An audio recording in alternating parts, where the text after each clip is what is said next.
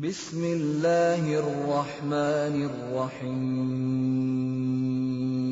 إن يمسسكم قرح فقد مس القوم قرح مثله وتلك الأيام نداولها بين الناس وليعلم الله الذين آمنوا ويتخذ منكم شهداء والله لا يحب الظالمين. صدق الله العظيم. إن يمسسكم قرح فقد مس القوم قرح مثله. Jika kamu dalam peperangan Uhud mendapat luka cedera, maka sesungguhnya kaum musyrikin yang menceroboh kamu itu pun telah tercedera juga. Wa tilkal ayyamu nudawiluha bainan nas. Dan demikian itulah keadaan hari-hari di dunia ini dengan peristiwa-peristiwa kemenangan atau kekalahan, kami gilir gantikannya di antara sesama manusia. Supaya menjadi pengajaran. Wa yattakhidha minkum syuhada. Dan supaya nyata apa yang diketahui Allah. Wa yattakhidha minkum syuhada. Dan supaya Allah menjadikan sebahagian daripada kamu orang-orang yang mati syahid. Wallahu la yuhibbul zalimin. Allah tidak suka kepada orang-orang yang zalim. Ayat terdahulu menyatakan natijah, mengkaji kepada natijah keputusan daripada peperangan Badar dan Uhud. Selepas peperangan Uhud, umat Islam terasa lemah semangat disebabkan kalah. Kalah kerana beberapa kesilapan yang dilakukan oleh para sahabat. Para sahabat dalam peperangan itu menyebabkan mereka kerugian besar, kerugian nyawa. 70 orang terkorban di dalam peperangan Uhud dan terkorban orang-orang kanan. Ayat ini menyatakan jika kamu mengalami luka-luka yakni tercedera, maka sesungguhnya kaum musyrikin yang menceroboh kamu itu pun tercedera juga. Ayat ini ingin menyatakan bahawa kemenangan tidak boleh didapati tanpa pengorbanan. Kemenangan hendaklah dibayar dengan pengorbanan terlebih dahulu. Jangan harapkan bantuan daripada malaikat turun berperang kemudian kamu berpeluk tubuh di rumah. Tidak mungkin begitu. Pengorbanan mustahak. Bantuan datang daripada malaikat, tetapi bukannya datang ni bawa ke sini, dia bawa dengan senapang, bawa dengan perang, bawa dengan senjata, berperang, kamu duduk diam je. Tidak. Di sini kemenangan tidak diperolehi tanpa pengorbanan. Kemenangan bukan secara kebetulan tetapi melalui strategi dan persediaan. Kemenangan didapati boleh diperolehi, tidak diperolehi dengan percuma. Oleh itu mesti faham bahawa natijah daripada peperangan ini adalah satu hasil daripada pengorbanan yang cukup tinggi. Pengorbanan ini boleh berada pada pihak kamu dan boleh berada pada pihak musuh. Musuh yang berkorban lebih besar, lebih tinggi, mungkin mereka lebih menang, mereka mendapat kemenangan. Yang menentukannya ialah satu nafas yang terakhir dan lebih panjang daripada nafas musuh. Oleh kerana itu dalam pengorbanan ini umat Islam seharusnya belajar bersabar lebih tinggi. Bersabar lebih tinggi dan iman lebih tinggi. Jika musuh ini dapat bersabar dan kamu juga dapat bersabar, tetapi kesabaran kamu adalah lebih panjang daripada kesabaran mereka. Ketahanan kamu lebih tinggi daripada ketahanan mereka. Di sana kemenangan. Sebab kemenangan tidak diberi dengan percuma. Ayat ini menyatakan, in yamsaskum qarhun, jika kamu dalam peperangan Uhud mendapat luka-luka cedera. Kamu kalah dan di dalam peperangan ini 70 orang terkorban syahid, bapa saudara Nabi meninggal dunia, dibunuh, kemudian dipotong-potong anggotanya, dibelah perutnya oleh seorang perempuan, sungguh menyayatkan hati. Kamu luka-luka dalam peperangan ini, faqad massal qauma qarhum misluh, maka sesungguhnya kaum musyrikin yang menceroboh kamu itu pun tercedera juga, mendapat luka juga dalam peperangan Badar dahulu. Jika mereka kalah di dalam peperangan Badar tapi tidak mematikan semangat mereka untuk melawan sekali lagi, maka apakah kekalahan kamu berhenti setakat ini? Tidak seharusnya begitu. Tidak seharusnya.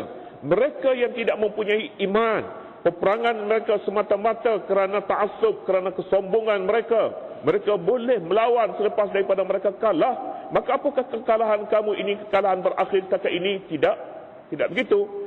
In yamsaskum qarhun faqad massal qauma qarhum misluh. Qarhun maknanya luka ataupun cedera disebabkan suatu yang luar datang. Kena peluru misalnya, kena pedang, itu qarhun. Sesuatu luka disebabkan sentuhan, pergeseran dengan barang luaran. Itu namanya qarhun. Qarh. Jika kamu terkena luka, qarhun, dia namanya luka. Ada luka namanya jurhun, tapi di sini lebih menumpu perkataan yang menumpukan kecederaan disebabkan barang luaran, dan dalam konteks ayat ini disebabkan musuh. Itu maknanya disebabkan musuh. Faqad massal qauma qarhum mislu, maka sesungguhnya kaum musyrikin juga tercedera dan mendapat luka-luka yang sama dalam peperangan Badar. Artinya tidak ada sebab mengapa kamu ingin lemah, kamu mati semangat. Kalau anak kamu mati, anak orang pun mati juga. Kalau kamu sakit, maka orang lain pun sakit juga. Al-bala idza amma khaffa, bala bila menimpa ramai orang maka dia boleh jadi ringan. Apalagilah kalau musuh pun ditimpa bala bencana, ditimpa kesusahan, maka kamu jangan menganggap kesusahan boleh mematikan semangat. Tentera Islam manusia ayat ini sepatutnya mengetahui apa yang berlaku pada musuh. Tentera Islam diajar pada ketika ini mengetahui kelemahan lawan. Kadang-kadang dalam peperangan ini pihak lawan terbunuh 5 orang, dia kata 50. Pihak dia terbunuh 50, dia kata 5 orang saja. Tujuannya untuk menanamkan semangat di kalangan tenteranya. Islam menyatakan perkara kelemahan di pihak musuh hendaklah menjadi semangat bagi pihak Islam ini untuk meningkatkan kedudukan iman mereka. In yamsaskum qarhum faqad massal qauma qarhum misluh. Jadi oleh kerana itu, kesabaran yang tinggi, keimanan yang tinggi, usaha yang lebih, pengorbanan yang lebih daripada yang ada pada musuh menentukan kemenangan kamu. Ini pengajaran didapati daripada kedua-dua peperangan ini. Wa tilkal ayyamu nudawiluha bainan nas. Wa tilkal ayyam, demikian itulah hari-hari, al-ayyam nudawiluha bainan nas, kami gilirkan di antara sesama manusia. Satu kali mereka menang, satu kali kita menang. Satu kali, tidak mungkin setiap kali mereka menang. Kalau begitu mereka akan jadi Tuhan. Kalau begitu mereka memiliki segala-galanya. Tidak, hidup di dalam dunia ini perlu difahami sunnatullah ialah kami gilir gantikan kemenangan dan kekalahan itu di kalangan manusia. Ayat tidak turun menyatakan bahawa iman kamu yang menentukan kamu setiap kali peperangan kamu akan menang sebab kamu dibantu oleh malaikat daripada langit. Tidak cukup 1,000, 2,000 sampai 5,000. Tidak begitu rupanya. Tidak begitu. Kemenangan dan kekalahan ini kami gilir gantikan. Hidup tidak menjadi milik tetap bagi sesiapa. Hidup boleh terus hidup jika ada sebab-sebab yang memungkinkan seorang itu hidup. Kemenangan boleh menang apabila pada seseorang itu mempunyai jalan-jalan untuk dia menang. Sebab dia boleh menang. Hidup bergantung kepada makan, kepada udara, kepada faktor-faktor yang memungkinkan seorang itu hidup. Maka dia hidup. Tapi jika seorang itu makan pun tak cukup, penyakit pun banyak, udara pun tak kena, sakit sana, sakit sini, faktor-faktor untuk dia hidup sudah tidak ada, maka dia akan mati. Walaupun orang lain hidup.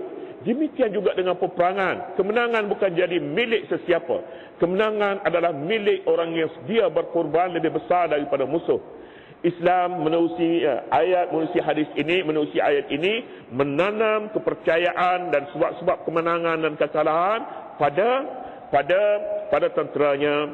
Ayat ini menolak sama sekali orang yang keluar perang pakai azimat, pakai tangkal, pakai bomo, ditolak sama sekali. Kerana jika itu yang menentukan kemenangan, sahabat-sahabat Nabi dulu Nabi dulu menggunakannya, sahabat-sahabat Nabi dulu yang menang dengan cara itu, sahabat-sahabat Nabi dulu yang akan menggunakan pedang saja keluar berperang, tapi mereka tentera-tentera tidur di rumah.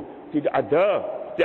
Ayat memberi pengajaran yang cukup baik bahawa kemenangan bukan sesuatu yang diberi dengan percuma atau kebetulan, tetapi diberi dengan secara pengorbanan. Siapa yang berkorban lebih tinggi?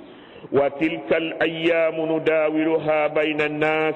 Hari-hari ini kami tukar gantikan di antara manusia. Mereka tidak akan menang selama-lamanya. Mereka menang kerana faktor mereka menang. Kita kalah, umat Islam kalah. Mengapa? Kerana mereka tinggal strategi yang ditunjuk oleh tempatnya oleh Nabi. Golongan pasukan pemanah tinggal tempatnya. Itu sebabnya maka mereka kalah. Bukan kerana kurang semangat. Jika mereka memperbaiki keadaan ini, mereka setia patuh kepada pemimpin, maka mereka akan boleh menang dalam peperangan Uhud pun. Pengajaran untuk masa-masa hadapan, jangan abaikan, jangan pinggirkan nasihat ketua, jangan pinggirkan. Wa tilkal ayyamu nudawiluha bainan nas. Kami hari-hari ini kami gilir gantikan. Hari ini dia menjadi pemimpin. Dia jadi pemimpin. Sebab faktor-faktor melayakkan dia jadi pemimpin. Suasana pada hari itu, watak kepimpinannya, tetapi tidak selama-lamanya. Mungkin pada hari esok tidak sesuai lagi kepimpinan yang seumpama itu untuk dipertahankan. Orang lain pula akan naik pada tempat itu. Ini satu perkara biasa dan menjadi sunnatullah. Wa tilkal ayyam waliya'lamillahu alladhina amanu waliya'lamillahu alladhina amanu wa yattakhidha minkum syuhada. Dan supaya pengajaran dan supaya waliya'lamillahu alladhina amanu, dan supaya nyata apa yang diketahui oleh Allah tentang orang-orang yang tetap beriman dan yang sebaliknya. Kemenangan dan kekalahan ini ada faedah daripadanya. Kekalahan ada faedah di sebalik kekalahan itu. Ini pakar-pakar motivasi disebutnya berfikiran positif. Maknanya kalau ada anak-anak kita gagal dalam peperiksaan pun, jangan apa-apakan dia. Ada baik juga. Ada baik. Tak dapat A, ada baik. Tak lulus, ada baik. Kan tidak tak lakulah pula kelas motivasi itu. Tak ada siapa nak masuk. Ya, berfikiran positif. Bagaimana? Waliya'lamillahu allazina amanu, dan supaya Allah Subhanahu wa taala tahu siapa orang yang beriman, yakni siapa pula orang munafik. Dengan sebab kekalahan ini kita tahu siapa. Dahulu dalam peperangan Uhud janji nak keluar 1,000 orang, tetapi bila sampai separuh jalan 300 orang berpatah balik. Dengan sebab itu umat Islam kalah. Kalau begitu, dengan peperangan dan kekalahan ini dapat kita tahu siapa munafik. Munafik selalunya datang ketika buah digugurkan ke bawah. Ketika orang berperang dengan serangga, dengan menantang semut dan sebagainya, tak nampak muka dia. Dia pergi. Ketika nak bagi buah pun barulah dia datang. Selepas kemenangan mereka datang. Tetapi siapa yang sebenarnya berjuang? Siapa orang mukmin? Daripada awal hingga akhir mereka bersabar, mereka menentang. Munafik tidak. Munafik ketika bagi kekayaan, harta benda, barulah nampak mereka datang. Nampak muka. Selama ni di mana? Dia balik tidur. Kekalahan ada faedah. Kekalahan ini ada faedah. Mengapa? Kerana boleh tahu mengapa orang munafik itu lari. Mengapa orang mukmin bertahan.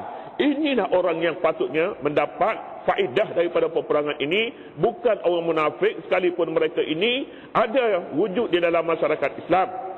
Munafik adalah satu kumpulan yang sangat berbahaya kepada masyarakat Islam pada hakikatnya. Oleh kerana itu, kewujudan mereka perlu dihapuskan. Bagaimana untuk dihapus jika tidak dikenali? Tidak dikenali. Mereka di mana-mana pun ada. Mereka bersama dengan masyarakat Islam. Kadang-kadang mereka ini bersama dengan masyarakat bukan Islam, tapi juga bersama dengan masyarakat Islam. Mereka boleh diketahui apabila ada ujian seperti peperangan ini. Mereka tidak hadir dalam peperangan. Tanda bahawa mereka itu munafik. Waliya'lamillahu allazina amanu, dan supaya Allah Subhanahu wa taala tahu siapa orang yang beriman. Sebenarnya Allah Subhanahu wa taala sudah tahu siapa orang beriman dan siapa yang tidak beriman, tetapi kamu yang tidak tahu. Jadi oleh kerana itu maka di sini kamu tahu. Sebelum ini kamu tidak tahu siapa Abdullah ibni Ubay ibni Salul. Kamu ajak Abdullah bin Ubay untuk dia bawa mesyuarat. dia bawa satu pandangan berbaik, tapi dia sendirinya keluar separuh jalan, dia balik ke rumah. Balik kamu tahu dengan keadaan peperangan ini, lain kali orang yang seumpama ini tidak boleh dibawa ke hadapan sama sekali, tidak boleh dijadikan mereka pemimpin kerana sangat berbahaya kepada masyarakat Islam. Mereka sedia bermuka dua jika sesuai dengan kepentingan mereka. Wa yattakhidha minkum syuhada wallahu la yuhibbuz zalimin. Wa yattakhidha minkum, dan yang kedua pula faedah daripada kekalahan ini supaya Allah Subhanahu wa taala menjadikan sebahagian daripada kamu orang-orang yang mati syahid. Peperangan merupakan sekolah. Daripada peperangan ini seorang itu belajar erti berkorban. Seorang belajar arti nilai-nilai hidup dan maruah bangsa negara, maruah iman yang pertama sekali. Tanpa peperangan seorang tidak ada sekolah untuk dia belajar. Tentera orang yang paling awal menerima pelajaran ini kerana mereka rela mati untuk orang lain hidup di belakangnya. Mereka rela mati. Mana lagi ada satu sekolah yang mengajar erti ini secara amali. Inilah namanya sekolah perang. Sekolah perang melahirkan manusia yang berani demi kepentingan orang lain. Apa yang mereka dapat? Mereka tahu bahawa nyawa mereka di hujung pedang. Untuk apa mereka berperang? Untuk sesuatu yang tidak diketahui oleh orang lain mungkin. Untuk generasi akan datang. Inilah yang ada pada tentera Islam yang pertama. Wa yattakhidha minkum syuhada, dan supaya Allah Subhanahu wa taala menjadikan sebahagian daripada kamu mati syahid. Siapa mati syahid? Mati syahid mati di dalam peperangan, mati syahid adalah satu kematian yang sangat mulia di sisi Allah Subhanahu wa taala. Mengapa syahid? Syahid kerana disaksikan kebaikannya oleh Allah Subhanahu wa taala. Kematian ini tidak harus dianggap sebagai satu kekalahan. Kerana kematian adalah menjadi bukti bahawa bangsanya, umatnya mempunyai maruah hidup ini. Bangsa yang tidak mempunyai maruah, bangsa yang sedia menyerah apa yang dikehendaki oleh musuh. Tapi bangsa yang sedia mati ini, bangsa ini akan dikenang sepanjang zaman, akan dikenang oleh generasi akan datang. Jika perlu pada generasi akan datang ini untuk berkorban syahid, maka datuk nenek mereka telah mengikuti jalan itu dan telah lebih dahulu syahid untuk kepentingan mereka. Mengapa jalan itu tidak harus diikuti? Inilah yang ada pada tentera Islam, dan inilah pula para ulama kita menyebutkan adalah baik jika pergi ke Mekah, pergi melawat Badar, Uhud, tempat-tempat ini, kerana inilah tinggalan yang harus dikenang oleh umat Islam sepanjang zaman. Kerana mereka umat Islam ini boleh bertahan sampai kepada hari ini. Tidak ada dalam sejarah bangsa-bangsa sebelum ini pun umat yang boleh tahan sampai 1400 tahun sampai hari ini. Keadaan mereka makin bertambah, makin hari makin bertambah. Dengan apa keadaan pun tidak kira. Ulama menyatakan inilah hasil pengorbanan di dalam peperangan Badar dan Uhud, katanya. Wa yattakhidha minkum syuhada, dan Allah menjadikan kamu mati syahid. Wallahu la yuhibbuz zalimin. Allah Subhanahu wa taala tidak suka kepada orang yang zalim. Orang yang memiliki sifat-sifat tadi ialah orang yang adil. Mereka berdisiplin, mereka harus belajar daripada perang, mereka belajar untuk bekerja untuk kepentingan orang lain. Pengorbanan mereka besar. Pengorbanan demi kepentingan orang lain, iaitu pengorbanan tentera. Tentera adalah perang adalah satu sekolah yang kita sebutkan tadi, mengajar hakikat-hakikat ini. Allah tidak suka kepada orang yang zalim, yakni mereka pertama sekali munafik. Yang kedua, bekerja untuk kepentingan sendiri. Jika tidak ada kepentingan diri padanya, maka dia hilang. Ini manusia yang zalim. Manusia yang ingin hidup bergantung pada orang lain, tetapi dirinya tidak bersedia untuk orang lain menumpang padanya. Allah Subhanahu wa taala mengajar, dan Nabi memperingatkan kepada tentera-tentera, kepada umat Islam yang baru menerima kekalahan di dalam perang Uhud.